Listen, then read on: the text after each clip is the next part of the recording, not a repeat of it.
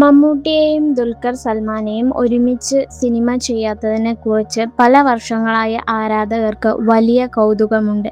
പക്ഷേ ഇതിനൊരു കാരണം എന്നതിലുപരി പല ഘടകങ്ങൾ ചേർന്നുള്ള കാര്യമാണ്.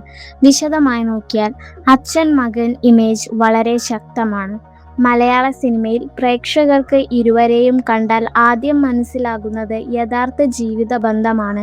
അതിനാൽ സ്ക്രീനിൽ അവർ വേറെ കഥാപാത്രങ്ങളായി വരുമ്പോൾ പ്രേക്ഷകർക്ക് കഥാപാത്രത്തിൽ മുഴുകാൻ ബുദ്ധിമുട്ടുണ്ടാകാം. ഉദാഹരണത്തിന് അച്ഛൻ മകൻ കഥാപാത്രങ്ങൾ ചെയ്താൽ അത് വളരെ പ്രഡിക്റ്റബിൾ ആകാം. തമ്മിൽ വൈരികളായോ കഥാപാത്രങ്ങളായോ വന്നാൽ ഓഡിയൻസ് അത് അക്സെപ്റ്റ് ചെയ്യുമോ എന്ന സംശയമുണ്ടാകും.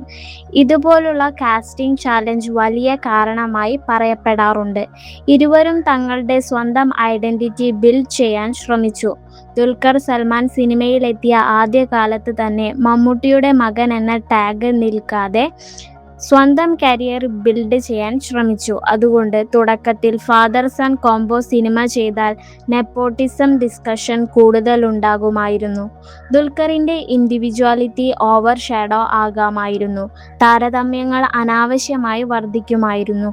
അതുകൊണ്ടാണ് ദുൽഖർ വിവിധ ഭാഷകളിൽ മലയാളം, തമിഴ്, തെലുങ്ക്, ഹിന്ദി തുടങ്ങി സ്വന്തം സ്പേസ് ഉണ്ടാക്കാൻ ശ്രമിച്ചത്.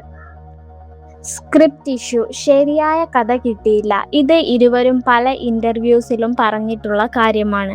അവർക്ക് വേണ്ടത് ഇമോഷണലി സ്ട്രോങ് സ്റ്റോറി, ഇരുവർക്കും ഈക്വൽ ഇമ്പോർട്ടൻസ്, ഗിമ്മിക്ക് ആയി തോന്നാത്ത സ്ക്രീൻ പ്ലേ. ഇത്തരം ഒരു സ്ക്രിപ്റ്റ് കിട്ടിയില്ലെന്നാണ് പൊതുവെ പറയപ്പെടുന്നത്. എക്സ്പെക്റ്റേഷൻസ് വളരെ ഹൈ ആണ്.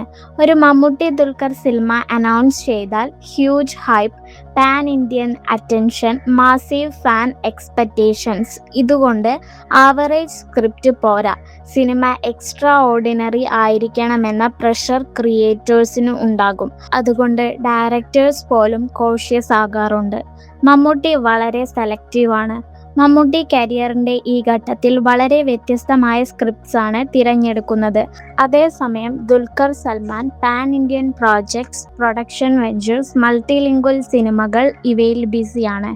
ഷെഡ്യൂൾസ് മാച്ച് ചെയ്യുന്നതും ഒരു പ്രാക്ടിക്കൽ ചാലഞ്ചാണ്. Fan wars and comparison culture: social media കാലത്ത് ആരുടെ പെർഫോമൻസ് ബെറ്റർ, സ്ക്രീൻ സ്പേസ് ആർക്കാണ് കൂടുതൽ, ഇമോഷണൽ സീൻസ് ആരാണ് ഡൊമിനേറ്റ് ചെയ്തത്, ഇതുപോലുള്ള ഡിബേറ്റ് സിനിമയുടെ ഡിസ്കഷൻ തന്നെ മാറ്റാൻ സാധ്യതയുണ്ട്. ഇത് മേക്കേഴ്സ് അവോയ്ഡ് ചെയ്യാൻ നോക്കാറുണ്ടെന്നാണ് ഇൻഡസ്ട്രി ഒബ്സർവേഴ്സ് പറയുന്നത്. അവർ ഒരുമിക്കാൻ താല്പര്യമില്ല എന്നല്ല, പ്രധാന കാര്യം ഇതാണ്. ഇരുവരും പലപ്പോഴും ഫ്യൂച്ചർ കൊളാബറേഷനെ കുറിച്ച് പോസിറ്റീവായിട്ടാണ് സംസാരിച്ചിട്ടുള്ളത്. ഗുഡ് സ്ക്രിപ്റ്റ് വന്നാൽ ഡെഫിനറ്റ്ലി ചെയ്യുമെന്ന നിലപാട് തന്നെയാണ് സാധാരണ. അതായത് പ്രശ്നമോ പിണക്കമോ കാരണമല്ല, റൈറ്റ് പ്രോജക്റ്റ് കാത്തിരിക്കുകയാണെന്നാണ് കൂടുതലായി കരുതുന്നത്.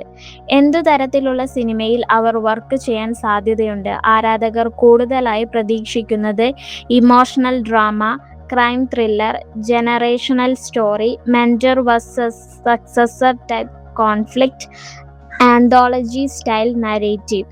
പ്രത്യേകിച്ച് മെച്വർ ഇമോഷണൽ ഡ്രാമ ഒരുപാട് വർക്ക് ചെയ്യാൻ സാധ്യതയുള്ള കോംബോ എന്നാണ് പലരുടെ അഭിപ്രായം.